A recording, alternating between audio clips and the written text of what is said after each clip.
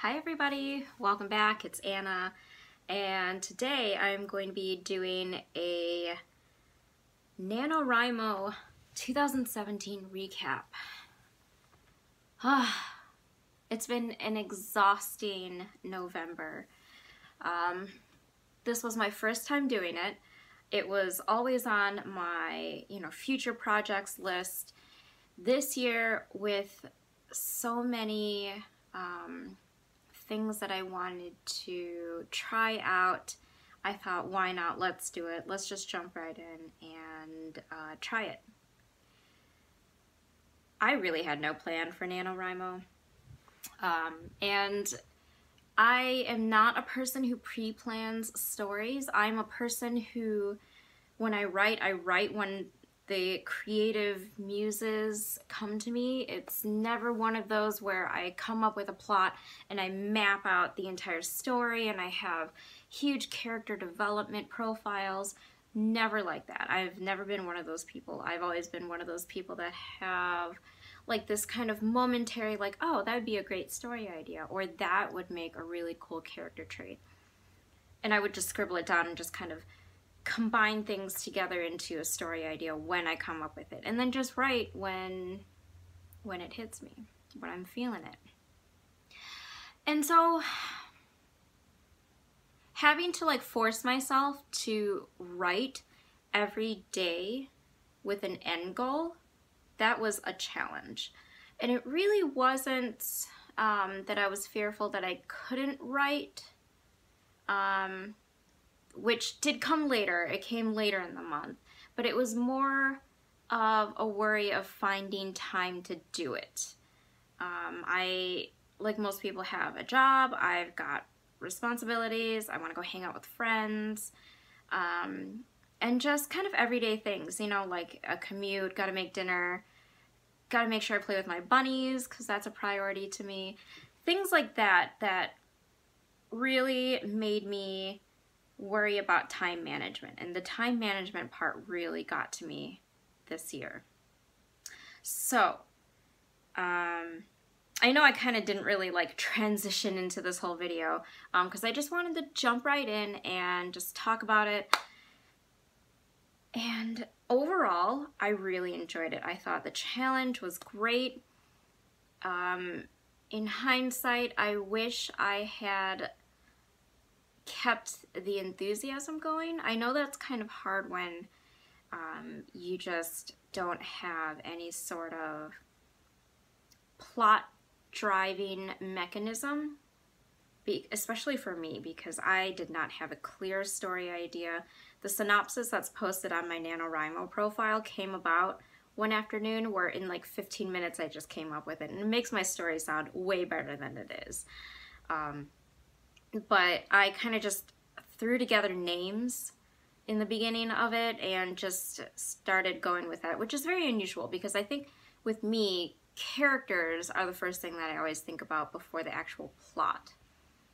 And then my plot was originally supposed to be like sci-fi, fantasy, historical fiction sort of a genre, and I am used to writing historical fiction.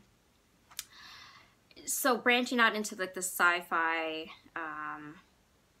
fantasy direction, which is a genre that I've always wanted to dive into but have never done it before, that was completely foreign, and I realized that I know nothing about sci-fi fantasy, and the story gradually ended up being very historical fiction. Write what you know, right? So it kind of defaulted to that.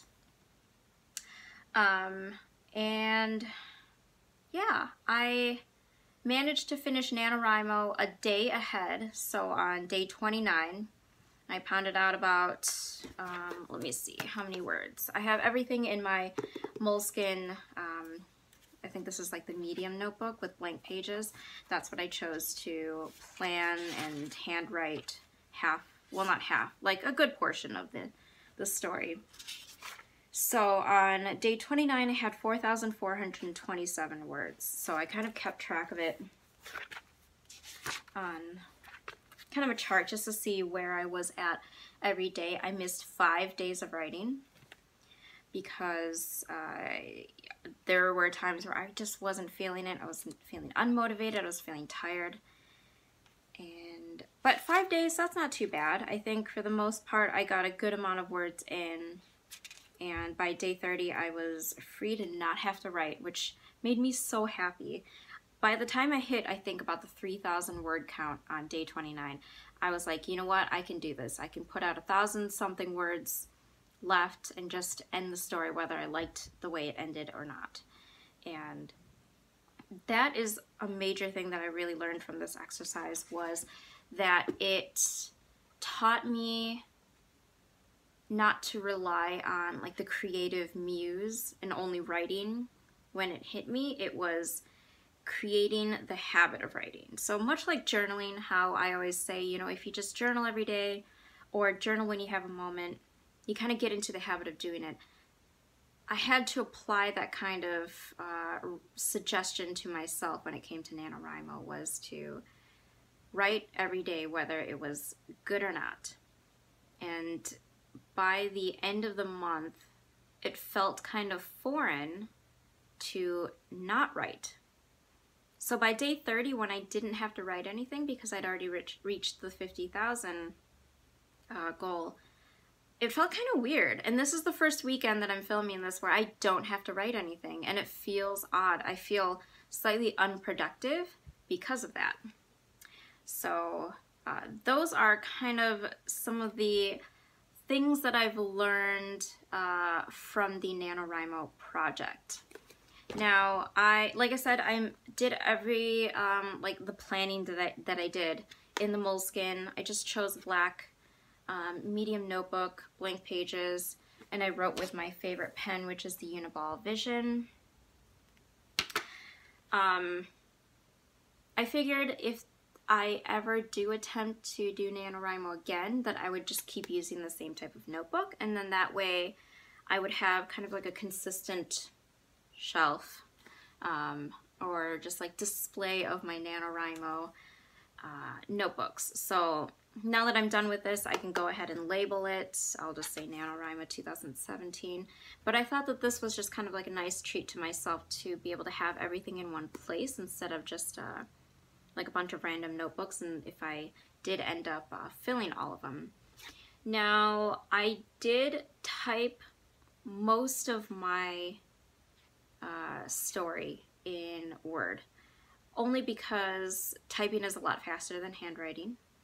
And there were days where I just needed to pound out words, and for me to do it at that rate was just better than having to handwrite everything.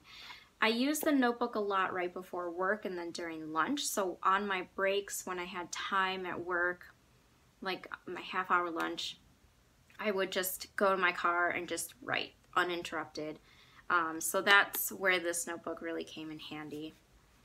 And I managed to fill most of it up, I think. So this portion right here is all the handwritten part of the story. And then what I followed that up with is just a few pages of reflections and things that I've learned. And then I did write out in the back some of the things that I've learned from NaNoWriMo. So if you see me looking down a lot, that's kind of the reason why I'm doing that. It was a struggle, man. It was a struggle. I'm sure it was a struggle for a lot of people with the same circumstances. You're working, you're busy, you're tired. In Seattle, it's just gotten so gray and it gets so dark out so early that it really drains the energy out of you. Even if I take vitamin D, it just felt like I had no energy to do anything. By the time I got home from work after like an hour of sitting in traffic, that was tough to just come home, have dinner, sit down and write. And my husband was so supportive. He knew that I really wanted to do this project, that I wanted to do it for a long time, and he said, I'll take care of dinner, do laundry, do some of the chores and all of that. He was so sweet and really supported my not hanging out with him very much. So that is one thing that I'm glad to be able to just get back to, is just catching up on little things and being able to actually see my husband. he's got a lot of things done while I was just kind of by myself sitting at my desk writing, but you know, it's nice to talk to people. And but with time management being a struggle, I also had 2 colds. Yeah, count them, 2, or maybe it was just the first one relapsing. By the end of October, I caught a really bad cold, and it ended up being the first half of November where I was just completely out of it. I was struggling. I had a headache, runny nose, my head was just feeling all wonky. And to have that at the start of November, when that is when I would assume most NaNoWriMo writers have the most enthusiasm, the most energy to get started, that was a huge struggle to try to pound out as many words as I could that first week while trying to work on that kind of energy of the excitement of the project and trying to counter the lack of energy of being sick. That was a real struggle.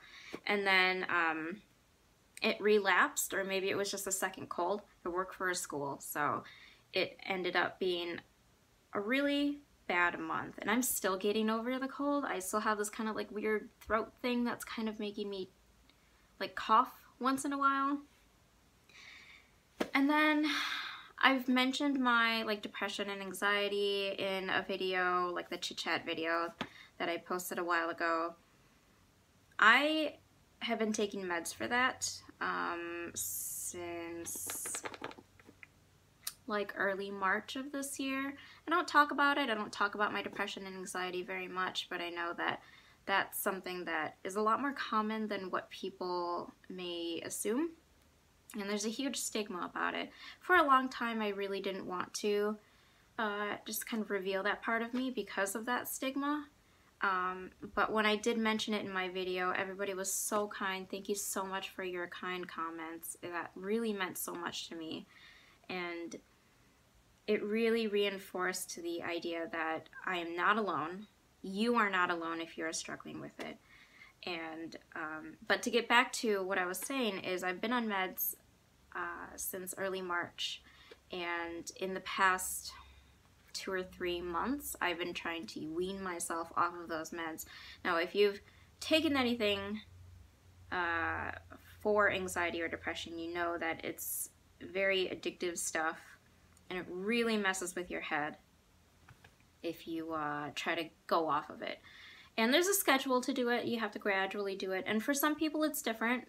Some people can go off of it pretty quickly. For I'm just a small person maybe, and just maybe the dosage that I had was higher for my size or something. I don't know. Made me struggle. It really messed up with my perception in my head. And so focus was a huge thing. And that really worked against me. Of all times for that to really hit badly, November was the worst. And I really had to kind of get over that hurdle to do NaNoWriMo. So that was another thing that was against me. The cold, going off the meds. And then as a result of going off the meds, it really messed up with my sleep too. That was a symptom of when I started taking the meds, it really messed up with my sleep. So I was going off of such lack of proper restful sleep that it felt like for a majority of November, I was kind of like a zombie. I was trying to just stay awake for work, stay enthusiastic for work, stay enthusiastic as a person in general, come home, write, try to talk to people so I can not feel like a complete unsocial person. And that was something that really taught me that I can really push myself to get over, which I had anticipated being very, very hard. And that usually would have been something that really stressed me out. And don't get me wrong, that really did. But knowing that I accomplished NaNoWriMo with all of that happening made me feel great. It really gave me a sense of accomplishment at the end of the month. And I was so happy and elated and relieved that it was done and that I was able to do it with all of that going on. So those are kind of my thoughts. I mean, I wrote down a few other things, like I mentioned the habit building, one thing that I did kind of realize halfway through is not all stories warrant 50,000 words. I know 50,000 was kind of like the standard number. I heard somewhere that it was because like The Great Gatsby was 50,000 words or something, and it was considered the all-American novel, or one of the greatest American novels, and that's the reason why it's 50,000. But at the halfway point, I was kind of like, this is the stupidest thing ever. Why does anybody need to be this wordy with any story? Mine obviously did not warrant 50,000. And so, which leads into another point of, when I was trying to knock out words, I ended up really focusing on like describing scenery and objects. Because it was a historical fiction story, I described like the really elaborate details of a woman's dress. I ended up writing 3 full pages about like a natural history museum and like the artifacts and the architecture of the building, and I'm pretty good at just wasting away 3 pages just describing a natural history museum, apparently. But I sucked at dialogue. That was another point that I made sure to write right here, is I suck at dialogue. I hate dialogue. I would gladly give it up if I could in my story and just kind of make it one long narrative prose sort of a story. And then another thing that I made a note of was the beginning of the story is one big vehicle for stationery. I've spent a lot of time describing the very detailed mechanisms and workings and just minute details of like old-timey stationery of the day, just because that's something that's a passion of mine. It's just knowing just how older stationery works and where it came from and the feel of it versus like what we use today. So I spent a lot of time doing that. My characters were very specific with their stationery, and so that's funny that I made a comment saying the beginning of my story was just one big vehicle for stationery. So that was another way I kind of used up words. But this video seems very random. I know, it's very jumbled. I've really had to give myself a couple days to think about NaNoWriMo and just reflect upon it before I could even do this video. And even now, I'm still just kind of like, all my thoughts are jumbled. And I'm glad it's over. And I'm glad that in my first year of trying that I won. I ordered my t-shirt. I'm super excited about that. That shipped, so I should be getting that soon. And I was really working toward that goal in the end when I was losing motivation. Was this is my first year. I want to be able to say that I won my first year, because if this is the only year I'll ever do it, I can at least say that I did it and that I won. And I did reach the 50,000 word count. So that's it. I'm sorry this is a very chatty, random video. Really didn't have some sort of like mapped out way of talking about it. But I wanted to get that out there, and I can honestly say that this is, for any writer, something that you definitely want to try at least once in your life. Even if it's hard, it's going to be hard. And I learned so much from it. I learned so much about myself. It reinforced a lot of things that I've learned about myself throughout the year, and I highly recommend anybody to try it. Even if you're doing it a little bit differently. I know Overall Adventures, who is a YouTuber that I watch, she did one where it's just poetry. And she one year did love letters to herself. And I thought that was such a great idea. Interpret it what you will, but it's really just building the habit of writing and sticking with it. Even when you're not feeling creative, when you're not feeling the motivation, that really taught me something. And so my husband and I were talking about this, and he said that, well, now that you've learned that, you can apply that for, you know, setting aside maybe 3 or 4 days a month to just sit down and write. And I thought that's a great idea because that's doable. That's doable for me. And I can spare, you know, an hour or two, 4 or 5 times a month to just sit down and write and be able to, hopefully by the end of like a year, 6 months or something like that, have another finished story. So I'm not sure if I'm going to be doing NaNoWriMo again, but I'm glad to say that I have, and I highly recommend it. It's going to be hard, but I think it's such a great challenge. And I'm glad that I ended 2017 knowing that I did it. So that, to me, was such a great personal accomplishment. And I just wanted to share with you guys my thoughts, my jumbled thoughts about it. I hope you guys are doing well and enjoying hot drinks. If you're in cold weather states or countries, currently I am drinking hot cocoa in my Snoopy holiday mug. The hot cocoa is from Williams-Sonoma, so it's like that really nice, indulgent, like chocolate shaving stuff. Super, super rich, and I love it. It's such a treat. I don't have it very often, so I'm having a cup right now to warm myself. It's Sunday, and I hope to be a bit productive to get some personal things done.